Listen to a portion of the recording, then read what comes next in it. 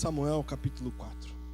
Irmãos, os temas do qual a gente vai conversar um pouco hoje é quando a presença de Deus não basta. Quando a presença de Deus não basta. Um negócio estranho, né? Como assim? Por incrível que pareça, existem situações na nossa vida em que a presença de Deus parece não ser o suficiente. Calma, não joga pedra ainda, espera até o fim. Mas existem momentos na vida que parece que a presença de Deus não está surtindo efeito. A presença de Deus não está cumprindo o propósito dela. Em algumas situações das nossas vidas, nós nos encontramos assim.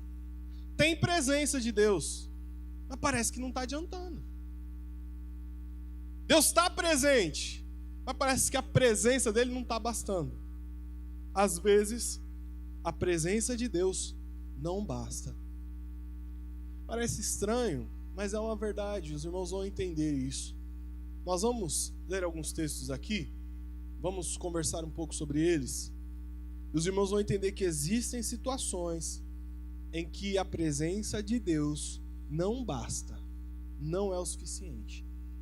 Vamos ler 1 Samuel capítulo 4, do verso 1 ao 11, diz assim: E a palavra de Samuel espalhou-se por todo Israel. Nessa época os israelitas saíram à guerra contra os filisteus. Eles acamparam em Ebenezer e os filisteus em Afeque. Os filisteus dispuseram suas forças em linha para enfrentar Israel. E, intensificando-se o combate, Israel foi derrotado pelos filisteus. Diga, Israel foi derrotado.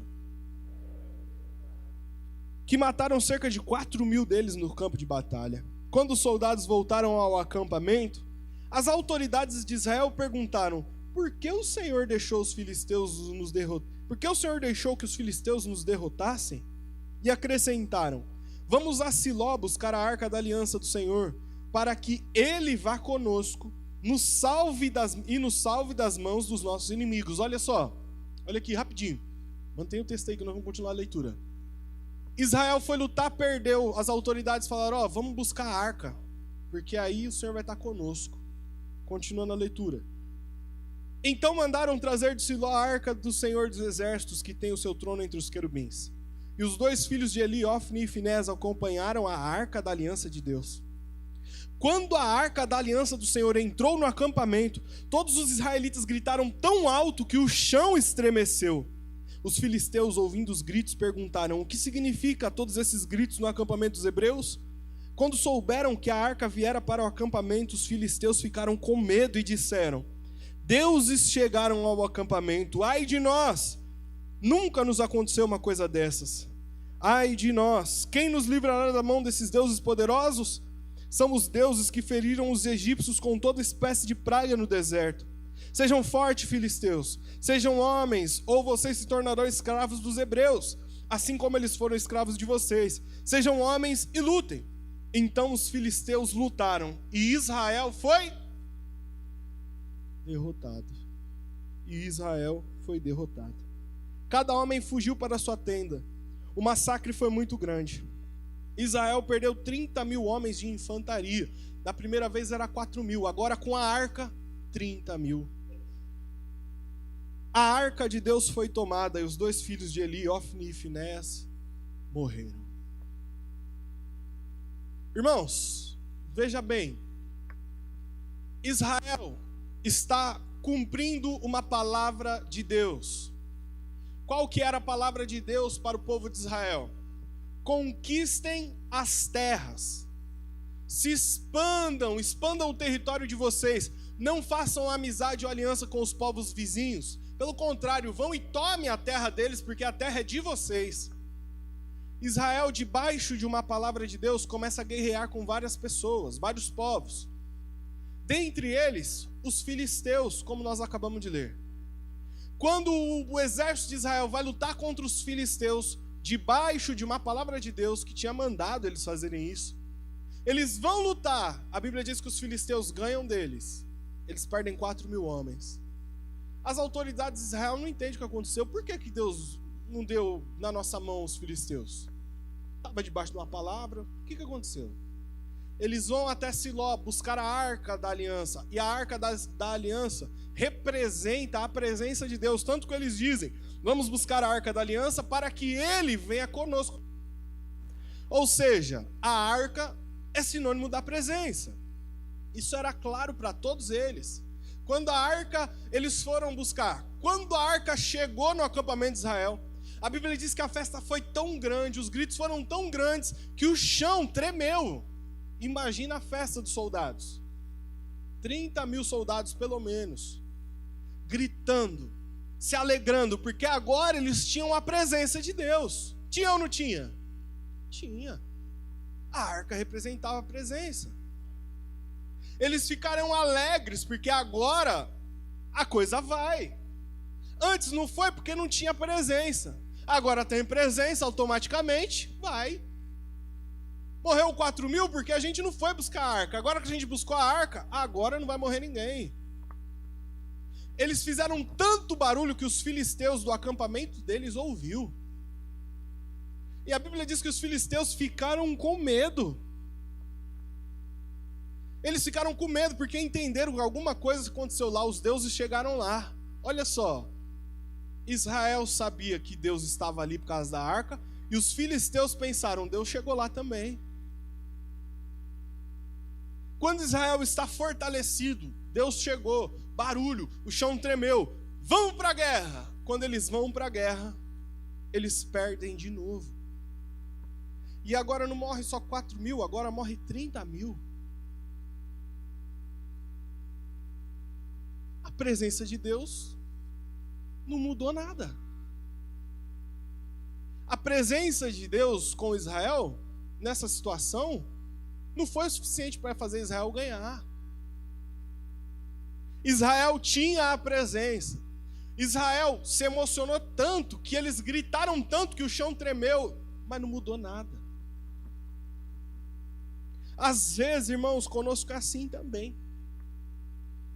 Nós temos a presença de Deus, a gente vem para o culto como esse, fica fortalecido, sente Deus, arrepia, chora, fala em línguas, mas a hora que sai lá fora, não mudou nada. A gente ouve profecia, Deus usa alguém, vem falar direto conosco, e a gente se arrepia inteiro, e roda, e planta bananeira, e sai correndo no meio da igreja, dá um peixinho, e aquela coisa. Meu irmão presenciou uma cena dessa. Num culto mega pentecostal, o irmão se alegrou tanto que ele saiu correndo e pulou de peito, assim, saiu deslizando. É verdade, não é uma história inventada. Presença de Deus sentida na pele. Mais do que na pele, sentida no ambiente. O chão tremeu, a arca chegou, mas não resolveu. Eles estavam debaixo de uma palavra. Eles estavam com a arca da aliança. Eles tinham sentido algo diferente. O inimigo tinha sentido algo diferente, mas não mudou nada a vida. Às vezes nós estamos em situações assim. Tem palavra profética sobre a nossa vida. Estamos debaixo de uma direção. A gente se arrepia. A gente vai orar de madrugada e a gente sente Deus no ambiente. A gente está num culto, a gente chora. A gente ouve uma palavra, parece que é o próprio Deus falando com a gente assim no nosso rosto. E a gente se alegra e vai mudar, agora a coisa vai para frente, mas quando a gente vai enfrentar o inimigo, a gente perde de novo. Quando a gente vai para cima do inimigo, a coisa não anda. Aí parece, a gente fica com aquela impressão, será que eu senti Deus mesmo? Será que foi Deus que falou? Será que era real mesmo? Será que esse negócio está certo? Às vezes a presença de Deus não é o suficiente, irmãos. Agora vamos entender o porquê que aconteceu isso com Israel. Avança alguns capítulos, vai para o capítulo 7. Capítulo 5 e capítulo 6. No capítulo 5 vai contar que a arca foi roubada. Os filisteus, além de tudo, roubaram a arca dos israelitas. Levaram para lá. O capítulo 6 vai contar a história do retorno da arca. A arca está voltando para Israel. 7 meses depois, a gente chega no capítulo 7. Se passaram 7 meses dessa batalha. E o povo ferido da batalha ainda. Eles lembravam vivamente disso. Chegamos no capítulo 7, verso 2. Do 2 ao 6 nós vamos ler agora. A arca permaneceu em Kiriat Jearim por muito tempo. Foram 20 anos. E todo o povo de Israel buscava o Senhor com súplicas. Samuel disse a toda a nação de Israel: vocês querem voltar-se para o Senhor de todo o coração? Livrem-se então dos deuses estrangeiros e das imagens de Astarote. Consagrem-se ao Senhor e prestem culto somente a Ele. E Ele os libertará das mãos dos filisteus. Olha aqui. Diante de Deus. Quando eu estava lendo esse texto aqui, que eu li que Samuel, o que Samuel faz? Reúne o povo e fala assim, ó: vocês querem Deus de verdade? Vocês querem ser libertos da mão dos filisteus de uma vez por todas? Então, joguem fora os ídolos estranhos que vocês carregam. Joguem fora as imagens dos Baalins, os postes sagrados. Joguem fora, abram mão disso. Quando eu estava lendo diante de Deus, eu pensei assim: para que Samuel falou isso? Ele está falando com o povo de Deus. Oxe, Samuel não está falando com o povo ímpio. Samuel está falando com os crentes da época. Os crentes jogar a imagem fora? Que imagem? Os crentes não têm imagem. Aí chegou no verso 4. Assim, os israelitas se livraram dos Baalins e dos postes sagrados e começaram a prestar culto somente a Deus. Eu falei, não é possível. Os israelitas estavam cheios de ídolos escondidos, apesar de serem povo de Deus. Apesar de serem o povo que tinha a arca da aliança, a arca que representava a presença do Deus poderoso na terra, ainda assim guardavam no coração ídolos escondidos. Guardavam consigo ídolos dentro das suas casas, escondidos nas suas coisas. E por isso eles perderam. A derrota não estava ligada à presença de Deus. A derrota estava ligada ao que eles tinham no coração. Às vezes nós sentimos a presença de Deus. Nós sentimos o manifestar da graça de Deus. Nós nos arrepiamos mesmo, choramos mesmo, falamos em línguas mesmo. Mas estamos com ídolos dentro do nosso coração. Tem coisa errada conosco. E aí a gente precisa entender uma coisa: a presença de Deus não significa aprovação de Deus. Não é porque Deus está presente que Ele está aprovando. Não é porque Deus é palpável ou sentível num lugar que Ele concorda com o que está acontecendo. Deus chegou no exército de Israel, mas Ele não concordava com a conduta dos israelitas. É por isso que tinha presença, mas a presença de Deus por si só ali não era suficiente. Não ia adiantar nada. E nós, irmãos, hoje, continuamos guardando os nossos ídolos no nosso coração. Pastor, mas eu não tenho imagem do Santo Antônio, da Santa Maria, não tenho imagem da Santa Teresa. Tem Santa Teresa? Eu nem sei se tem. Tem, né? Não tem imagem, não carrega imagem comigo. O nosso grande problema é achar que idolatria é só imagem. Ídolo, irmão, preste bem atenção nisso. Ídolo é tudo aquilo para o qual a gente direciona a nossa vida. Se a nossa vida é direcionada pelo time que a gente torce, o time é um ídolo para mim. Se eu tô feliz se o Corinthians ganha e tô triste se o Corinthians perde, o Corinthians é meu ídolo. Ele tem um lugar de Deus na minha vida, porque a minha vida é para Ele. Alguns de nós temos como ídolo a reclamação, porque a nossa vida é guiada pelo que reclamamos. A reclamação tomou o lugar de Deus na nossa vida. A nossa murmuração é nosso Deus, porque sem ela a gente não vive, a gente só sabe reclamar. Nós não estamos felizes se não estivermos reclamando, falando mal de alguém. É ídolo. Tomou o lugar de Deus na nossa vida. O grande pecado de Saul foi idolatria. A Bíblia diz que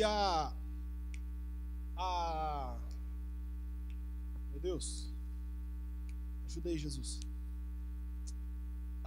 O que é igual ao pecado de feitiçaria, meu Deus do céu? A rebeldia. Isso, obrigado. Aí, Deus ajudou, através da sua vida. A rebeldia é igual ao pecado de feitiçaria, mas o texto não acaba aí. O texto segue dizendo: e a soberba é igual ao pecado da idolatria. Nós achamos que os católicos são idólatras, mas a gente fala: ninguém manda em mim. Líder nenhum manda em mim, eu faço o que eu quero da minha vida. Idólatra. Seu idólatra. Está falando do outro, mas você é uma idólatra. E os idólatras não herdarão o reino dos céus. Quando eu falo isso, você está pensando no católico, eu estou falando de você.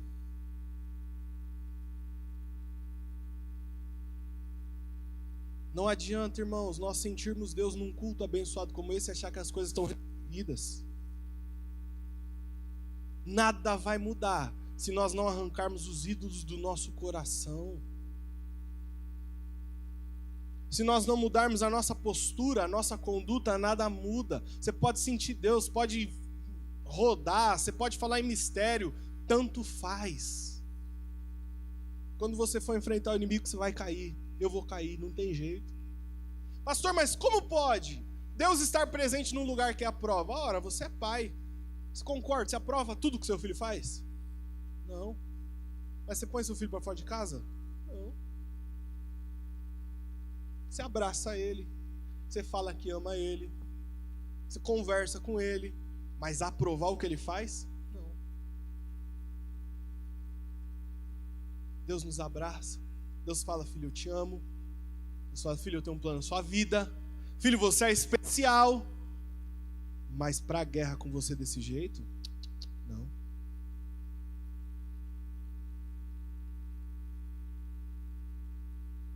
Há uma igreja que expressa exatamente isso, a igreja de Corinto. Tinha que ter esse nome, né, irmão? Igreja. Quando Paulo escreve aos Coríntios, vamos ver, Coríntios, abre aí sua Bíblia em Coríntios, 1 Coríntios. Vou deixar marcado aqui. A gente já volta para Samuel, tá? 1 Coríntios. 1 Coríntios, capítulo 1.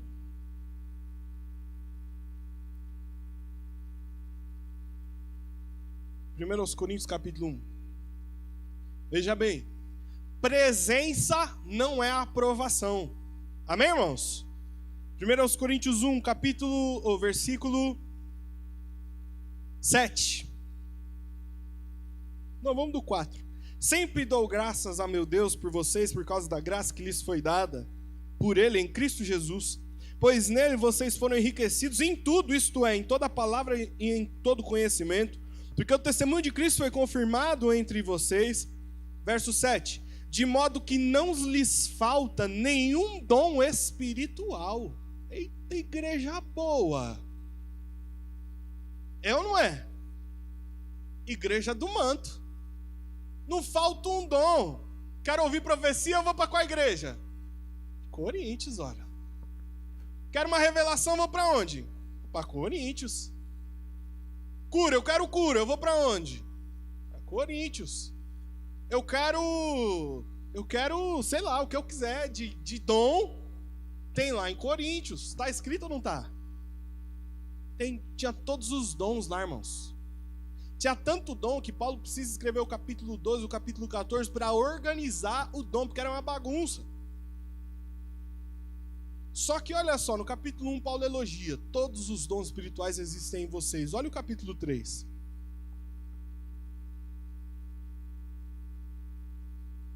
Irmãos, não lhes pude falar como pessoas espirituais, mas como a carnais, como a crianças em Cristo. Ué, ele está falando com a mesma igreja? Ele está falando assim, ó, vocês têm todos os dons, mas são carnais. Vocês têm a presença, mas perdem a guerra. Vocês têm revelação, mas são criança. Vocês têm cura, mas são imaturos. Porque a presença não significa aprovação. Deus manifesta a presença dele no meio de vocês, mas ele reprova a vida de vocês. É por isso que a presença não é o suficiente, porque presença não representa aprovação. Tem gente que é uma bênção, entre aspas, com a presença, e fala, e faz, e profetiza, e canta, e roda, mas não é aprovado, é reprovado diante de Deus. Não se iluda com dons, não se iluda com presença. Não se iluda, irmãos, porque presença não representa aprovação. Mesmo que tenha presença, pode ter ídolos escondidos. Pastor, eu vim para a igreja, eu senti um arrepio, não sei o que lá. E o coração, tem ídolo aí ou não? Talvez o grande ídolo da sua vida se chama eu. Não eu, você. Entendeu? Quer dizer? Talvez seja o seu eu, o seu grande ídolo. Ninguém toca em mim, que é o roda a baiana. Idólatra. Só faço se eu não sofrer. Idólatra, quem quiser vir após mim, negue-se a. Às vezes a gente acha que tem que negar pecados, né? Falar, ó, eu nego o pecado que eu fiz, mas o Evangelho diz que a gente tem que negar a gente mesmo. Você tem que deixar o pecado de lá de trás mesmo, vai ter que se negar no presente.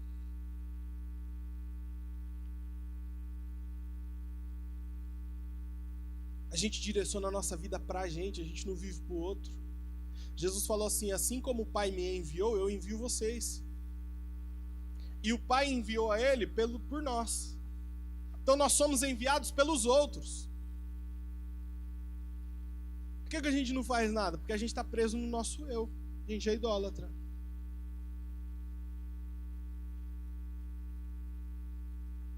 Nós não olhamos o todo, a gente está preso no nosso ministério. Tem 580 ministérios para tomar conta na igreja. O pastor não veio no seu ensaio. Acabou, morreu. Idolatria, irmão. Existem ídolos escondidos. Talvez o nosso grande ídolo é o nosso próprio trabalho. Talvez o nosso ídolo é uma mágoa que tem direcionado a nossa vida. Está escondida. Mas a gente sabe que essa mágoa nos norteia. A gente vive por causa dela, vive para ela. A gente não olha no olho de alguém. Por que não olha? Porque a mágoa não deixa. E a gente alimenta. Talvez o nosso ídolo é o dinheiro. A gente é avarento. A gente é soberbo. Pastor, não sou avarento, não, eu dou o dízimo. Jesus reprovou quem estava ofertando no templo. Ele olhou os ofertantes, ele não olhou quem não estava ofertando.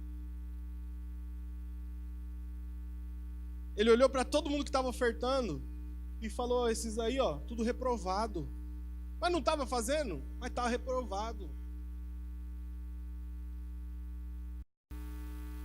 Queridos, a presença de Deus nunca vai ser suficiente se nós não avaliarmos como nós estamos e tirarmos os ídolos do nosso coração.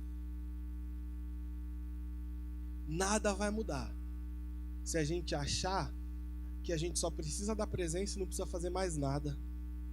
Eu só preciso estar num culto pentecostal, só preciso sentir um arrepio. Imaturidade isso. Muda de vida. Tira os ídolos do seu coração. Porque aí sabe o que vai acontecer? Vamos lá para 1 Samuel de novo.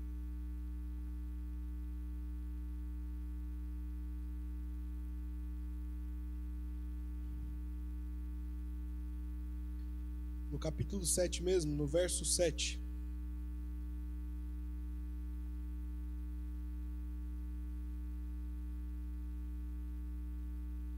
Quando os filisteus souberam que os israelitas estavam reunidos em Mispá, os governantes dos filisteus saíram para atacá-los. Quando os israelitas souberam disso, ficaram com medo. E disseram a Samuel, verso 8 agora, e disseram a Samuel: não pares de clamar por nós ao Senhor, o nosso Deus, para que nos salve das mãos dos filisteus. Então Samuel pegou um cordeiro ainda não desmamado e ofereceu inteiro como holocausto ao Senhor. Ele clamou ao Senhor em favor de Israel e o Senhor lhe respondeu. Enquanto Samuel oferecia o holocausto, os filisteus se aproximaram para combater Israel. Naquele dia, porém, o Senhor trovejou com fortíssimo estrondo contra os filisteus e os colocou em pânico e foram derrotados por Israel. Os soldados de Israel saíram de Mispa e perseguiram os filisteus até um lugar abaixo de Bet-car, matando-os pelo caminho. Então Samuel pegou uma pedra e a ergueu entre Mispá e Sem, e deu-lhe o nome de Ebenezer, dizendo: até aqui o Senhor nos ajudou. Assim os filisteus foram dominados e não voltaram a invadir o território israelita. Olha só, Samuel falou: olha, tira os ídolos que estão escondidos aí, limpa o coração de vocês, arranca fora esse negócio. Eles arrancaram. Quando eles arrancaram, os inimigos vieram contra eles. E dessa vez eles não sentiram arrepio. Dessa vez eles não sentiram nada. Não teve estrondo, não teve chão tremendo, não teve nada. Mas quando os inimigos vieram, eles se depararam com um Deus que estava aprovando a conduta deles, mesmo sem se manifestar. Nós não precisamos de manifestação, a gente precisa de aprovação. Às vezes Deus não vai se manifestar, mas se Ele te aprova, o inimigo pode vir que vai bater em retirada. Às vezes você não vai sentir um arrepio, você não vai sentir um choro, você não vai sentir nada, mas Deus vai estar com você no negócio, irmão. Quando eles vieram dessa vez, o Senhor deu um estrondo tão grande no céu contra os filisteus, que a Bíblia diz que o Senhor colocou eles em pânico, eles ficaram com medo, ficaram perdidos, e os israelitas derrotaram os filisteus. Quando a gente não tem ídolos escondidos no nosso coração, quando o nosso coração está limpo diante de Deus, a gente não precisa se preocupar com as coisas, porque há um Pai que cuida de mim e cuida de você, meu irmão. Aí você não precisa sentir o arrepio. Você sabe o que ele disse: eis que eu estou contigo todos os dias da sua vida até a consumação dos séculos. Então, sentindo ou não, ele falou que está, ele está. Com o pregador do fogo ou não, se ele falou que ele cuida, ele cuida. Eu sentindo uma emoção muito forte ou não sentindo uma emoção muito forte, se ele aprova minha conduta, ele está comigo e acabou. Eu não preciso mais ficar me preocupando com os inimigos. Eu não preciso direcionar minha vida para os inimigos, não. Porque se o inimigo vier contra mim e eu estiver despreparado, se ele está aprovando minha conduta, ele vai dar um estrondo no céu tão forte que o inimigo vai correr e eu vou pegar ele. A verdade, a tônica desse sermão é a seguinte, irmãos: nós precisamos nos preocupar muito mais com o nosso estado do que com a presença dele. A gente precisa se preocupar muito mais com a gente do que com ele. Porque às vezes a gente está preocupado em sentir Deus, às vezes a gente está preocupado em uma manifestação espiritual diferente, quando na verdade, se o nosso estado interior for ruim, essa manifestação diferente não vai mudar nada.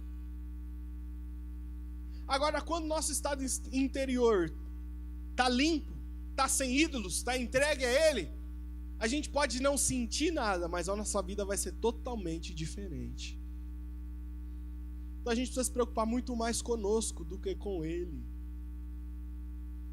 A gente precisa se preocupar muito mais se nós estamos presentes na vida dele do que Ele na nossa. Porque na nossa Ele está. o filho pródigo decidiu sair de casa. O pai nunca saiu de casa. Foi decisão do filho. O pai nunca sai de casa. É a gente que sai de casa. O pai nunca deixou a casa dele. Pastor, parece que Deus me abandonou. O pai nunca saiu de casa. Você que pegou o caminho de fuga. Quando o filho pródigo volta para casa, o pai está em casa. Não é que Deus te abandonou, não é que ele não te ama mais, não é que Deus abriu mão de você. Não esquece isso. Foi você que abriu mão dele. É você que está com o ídolo escondido no coração. Sou eu que estou direcionando minha vida por outras coisas e não por ele. Aí eu estou longe de casa e procuro o pai. Ora, o pai está em casa. Se eu voltar para casa, eu tenho o pai. É simples assim, irmãos. Não adianta ir buscar Deus num culto mais avivado ou num culto mais frio. Não. Não é isso que vai garantir vitória na nossa vida. Não é isso que vai garantir mudança na nossa vida. O que vai garantir mudança e vitória na nossa vida é se o nosso coração está livre de ídolos ou não. A palavra não tem mais poder porque alguém prega com uma entonação mais forte. A palavra não tem menos poder porque alguém prega calminho, tranquilo. A palavra exerce poder sobre o coração que está disposto a recebê-la inteiramente. Buscar-me-eis e me achareis quando me buscarem todo o coração. Não adianta ser pela metade, não adianta ser fracionado, não adianta ser dividido, irmão. Às vezes nós fazemos de alguma situação da nossa vida o nosso ídolo. É um filho nas drogas, se torna um ídolo pra gente. A gente deixa de viver com Deus por causa dele.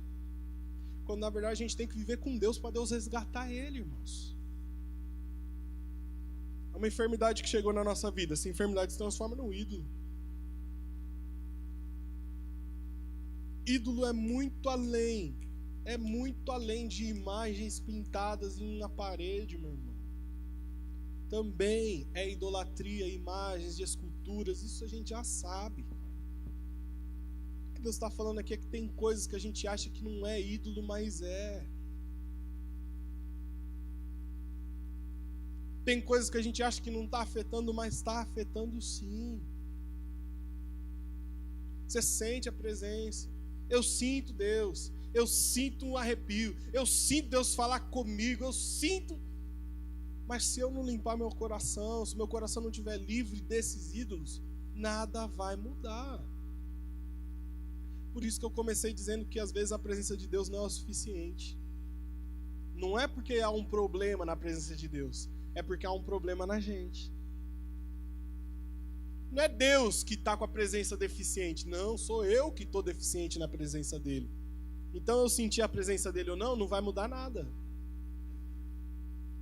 Conheço gente que é muito usado por Deus em dons espirituais. Vai ter uma conduta absolutamente reprovável. Por que Deus usa, pastor? Por que Deus deixa, pastor? Ora, por amor a Israel, Deus usou uma mula para falar com Balaão. Porque amava Israel, não porque amava Balaão nem a mula. Às vezes, por amor a outra pessoa, Deus usa quem está ali. O problema é que a pessoa acha que Deus ama tanto ela que está usando ela. Não, está usando por amor ao outro. Está usando porque o outro está precisando. E o próprio dom se torna um embaraço. A arca se tornou um embaraço. Eles foram para a guerra, perderam 30.000. Mas não porque havia problema na arca, não porque havia problema na presença. Havia um problema dentro deles mesmos. Se coloque de pé.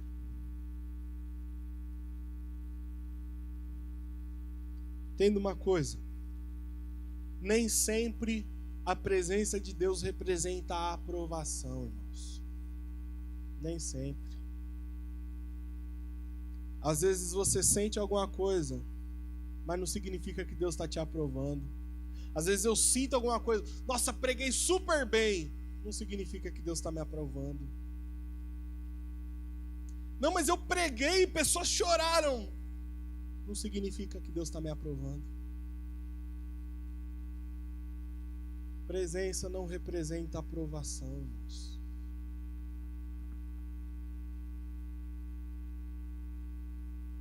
Se avalia. Vê se não tem alguma coisa que está tomando lugar de Deus na sua vida. Você tem pensado muito mais nessa coisa e muito menos em Deus. Você tem pensado muito mais nesse problema, nessa situação. Você pensa muito em você mesmo. Não, você não pode ser atingido. Você é isso, você é aquilo, que você ninguém mexe, que você ninguém toca. Você vive sua vida do jeito que você quiser, pastor nenhum manda em você. Você faz... Para pensar se você não está se idolatrando. No rebanho dele só tem um pastor, o resto é ovelha, irmão. Se a ovelha quiser dar ordem a si mesma, é a ovelha tentando ser pastor. Só ele é pastor. Eu, você, a gente é tudo ovelha. Cuidado. Senão nós vamos ter cultos extremamente abençoados. Culto onde a gente sente muito a presença de Deus, mas a nossa vida nunca vai mudar.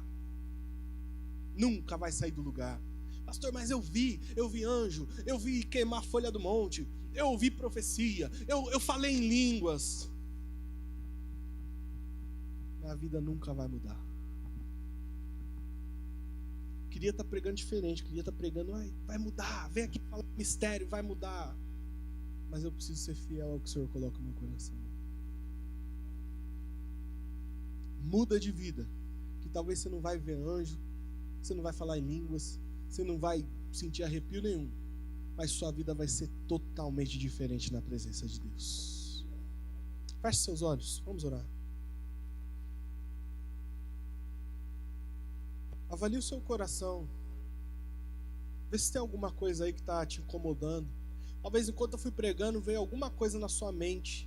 Aí você pensou assim, não, mas isso não. É sim. É sim, o Espírito Santo não está aqui brincando. Você apontou isso na sua mente e é sim. Não, pastor, mas será? Pai, no nome de Jesus, nós nos colocamos diante do Senhor nesse momento, Pai. Como Israel fez nesse momento, a gente quer se avaliar e procurar os ídolos que estão dentro da gente mesmo, Pai. Ídolos, ó Pai, que a gente está escondido, coisa que está escondida, que talvez só a gente saiba. Mas é coisa que está tirando o nosso pensamento do Senhor. É coisa, ó Pai, que está mudando o foco da nossa vida.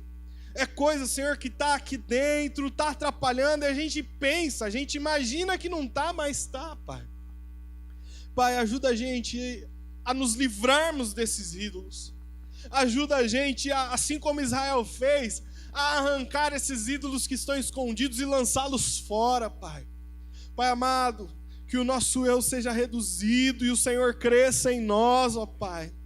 Pai amado, que o nossa soberba, o nosso egoísmo, o nosso amor próprio não exceda ao amor pelo Senhor. Nossa vida é para o Senhor, a gente respira para o Senhor, a gente caminha para o Senhor, a gente trabalha para o Senhor, a gente está na igreja para o Senhor, a gente, Pai, faz tudo pelo Senhor e não por nós, ó Pai. Já não vivo mais eu, mas Cristo vive em mim, que isso seja uma verdade na nossa vida, Pai.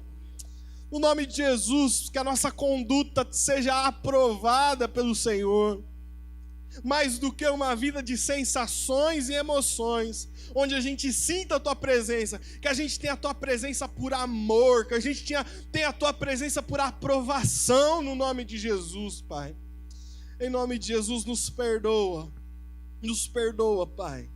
Perdoa a gente, no nome de Jesus, por carregarmos essas mágoas, por carregarmos, ó Pai, esse amor ao dinheiro, por carregarmos esse amor à murmuração, esse amor ao nosso trabalho, esse amor por outras coisas que está dominando o lugar que é só Teu, Pai. É só Teu esse lugar. Nos ajuda, que ao sairmos daqui, a gente deixe todos os ídolos e tenha uma vida aprovada diante do Senhor, Pai. em nome de Jesus. Amém e amém. Você recebe essa palavra, meu irmão? Aplauda ao Senhor no nome de Jesus. Pode tomar o seu lugar.